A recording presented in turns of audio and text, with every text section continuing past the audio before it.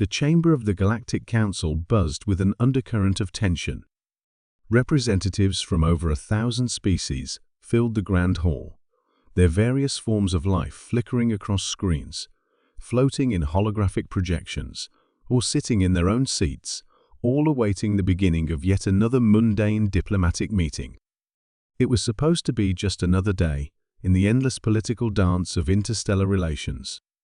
However, everything changed when the human diplomat, Ambassador Alicia Quinn, stepped forward to speak. Alicia, with her long brown hair tied back into a neat bun, exuded an air of quiet confidence.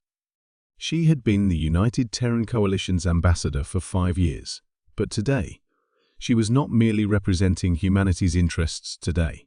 She was about to deliver a message that would shake the very foundation of the Galactic Council.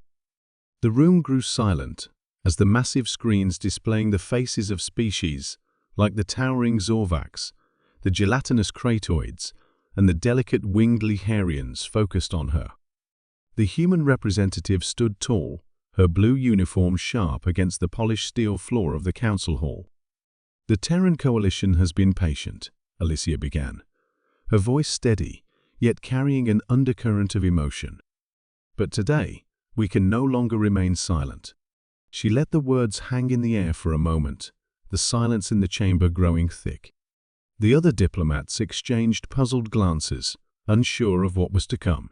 The last few decades had seen humanity integrate more and more into the galactic community, though they were still regarded as new, relatively insignificant players among the ancient and powerful races. But Alicia's next words would forever change that perception. "We have come to present evidence that your fleets, your military forces, your very representatives have attacked our home, Earth, our birthplace," she said, her voice rising with intensity, a slight crack of emotion breaking through the otherwise composed exterior. The gasps of disbelief that rippled through the council chambers were almost universal. The Leharians' wings fluttered anxiously, the Zorvacs clenched their massive fists, and the Kratoids vibrated with confusion. The very idea that a peaceful race like humanity had been attacked by the galactic powers was unfathomable. The Zorvac leader, Gorath, a hulking figure of muscle and scars, was the first to respond. His voice boomed across the hall. "This is preposterous. Earth is no more than a backwater planet. No one here would attack such a primitive species." Alicia's gaze did not falter. "You think so little of us," she replied coldly. "You think we're weak, unworthy of attention. But let me remind you of the power of humanity, something you and your ancient civilizations have failed to understand." She pressed a button on the sleek, metallic console in front of her.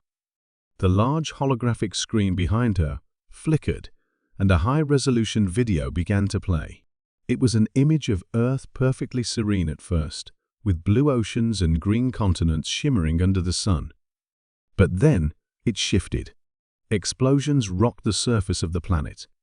Massive starships, sleek and deadly, emerged from warp speed, firing on Earth's cities with pinpoint precision. The devastation was clear. Entire continents were scorched, and the once thriving cities turned to rubble. The sky darkened, filled with the debris of destroyed satellites and orbital stations. "This was not some random event," Alicia continued, her voice now imbued with an unmistakable edge of fury. "This was a coordinated attack.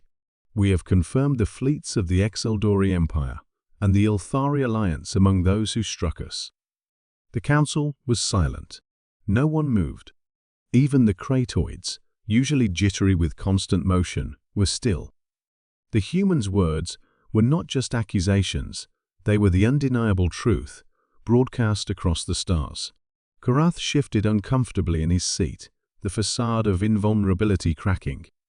We did not authorize any attack on Earth. The Exeldori and Ilthari are not under our command." Alicia nodded grimly. "Perhaps not directly. But you and your people have allowed such atrocities to happen. You've turned a blind eye to the rise of warlords like these, Your diplomatic efforts have failed, and now we are left to pick up the pieces of a shattered world." She let that sink in before adding, "We've lost our homes, our history, our very way of life." And for what? A momentary power play. Garath was not the only one who was visibly shaken. There was unease among the other council members, an unmistakable shift in the room's atmosphere. It was one thing for humans to be a small, relatively unknown race. It was quite another for them to have the courage and evidence to stand up against the very powers that had dominated the galaxy for millennia. The Lihurian's representative, Lyra Ven, her delicate form swaying slightly, as if weighed by the gravity of the situation, spoke up. "Ambassador Quinn, what is it that you want from us? Revenge? War?" "No," Alicia said, her eyes narrowing. "We want justice. We want accountability." A murmur swept through the council. The word justice was a powerful one in galactic politics, and the idea of holding ancient, powerful species accountable for their actions was almost unheard of. The Ilthari representative, a tall being of silver energy, spoke up next, his voice smooth but tinged with apprehension. "If what you say is true, this is an act of war. But humanity has not the strength to fight the full force of the galactic powers. You are a young species." "Perhaps," Alicia replied, her tone steely. "But you forget what humanity is capable of. We may be young in the eyes of the stars, but our resolve is older than any of your civilizations.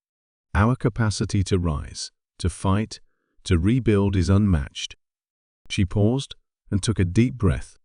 "If you wish to understand humanity's strength, then know this: we will not rest until those responsible for this act are brought to justice.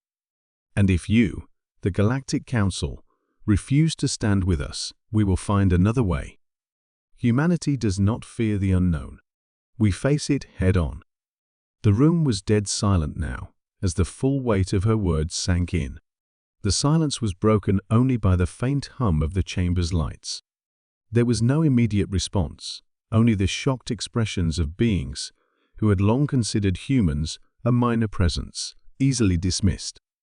But now, those same beings realized the truth. Humanity had endured, had fought wars, both on its homeworld and beyond. And now, with the fury of a species whose very survival had been threatened, humanity would rise not in weakness, but in strength. The Galactic Council had just learned a hard lesson: never underestimate humanity, especially when it has nothing left to lose.